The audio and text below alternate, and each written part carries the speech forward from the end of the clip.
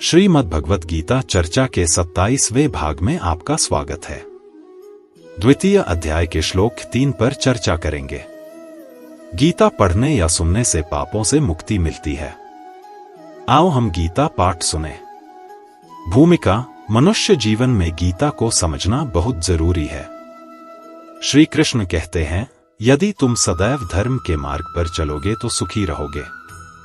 पूरा वीडियो देखें, जिंदगी बदल जाएगी। अध्याय संख्या 2, श्लोक संख्या 3। मूल श्लोक: क्लैब्यम मास्म गमः पार्थ नैतत्वयुपपद्यते क्षुद्रम हृदय दौर्बल्यम त्यक्त्वोत्तिष्ठ परंतप। हिंदी अनुवाद: हे पृथानंदन अर्जुन, इस नपुंसकता को मत प्राप्त हो, क्योंकि तुम्हारे में यह उचित नहीं है। हे परंतप, हृदय की इस तुच्छ दुर्बलता का त्याग करके युद्ध के लिए खड़े हो जाओ। या हे पार्थ क्लीव, कायर मत बनो, यह तुम्हारे लिए अशोभनीय है।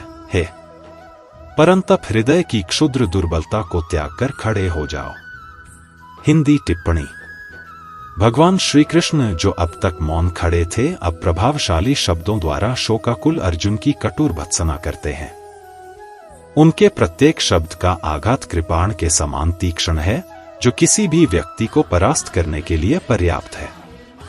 क्लैब्य का अर्थ है नपुंसकता।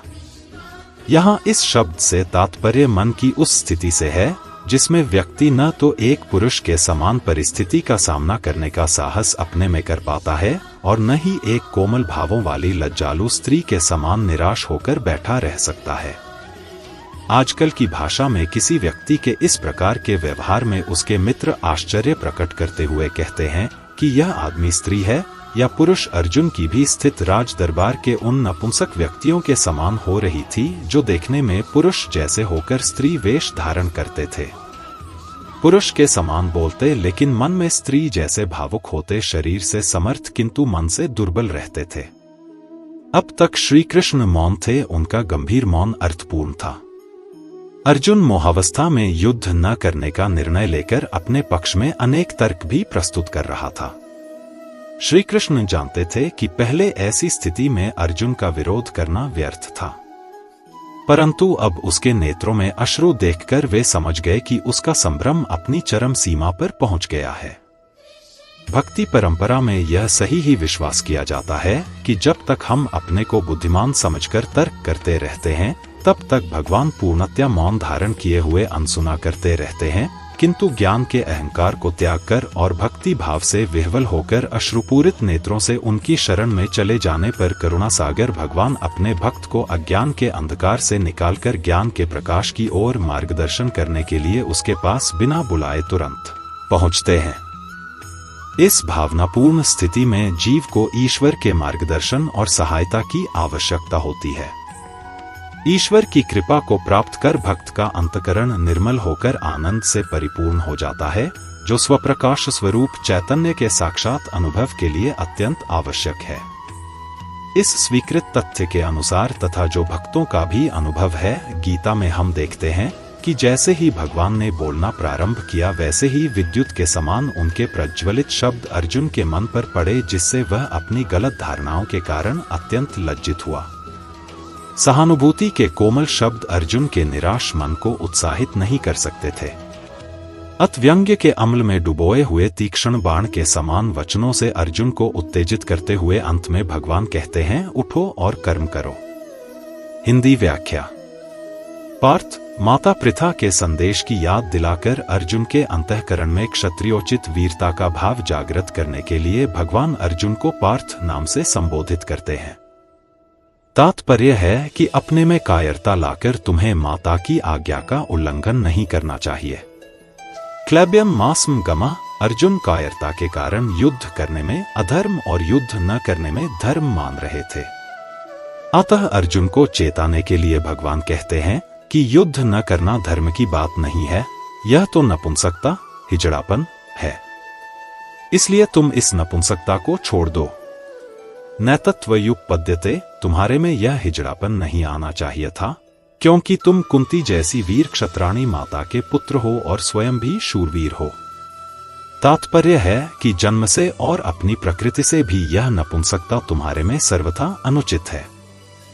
परंतप तुम स्वयं परंतप हो, अर्थात शत्रुओं को तपाने वाले, भगाने वाले हो, तो क्या तुम इस समय युद्ध से विमुख होकर अपने शत्रुओं को हर्षित करोगे? क्षुद्रम हृदय दौर्बल्यम त्यक्त्वोत्तिष्ठ। यहाँ क्षुद्रम पद के दो अर्थ होते हैं।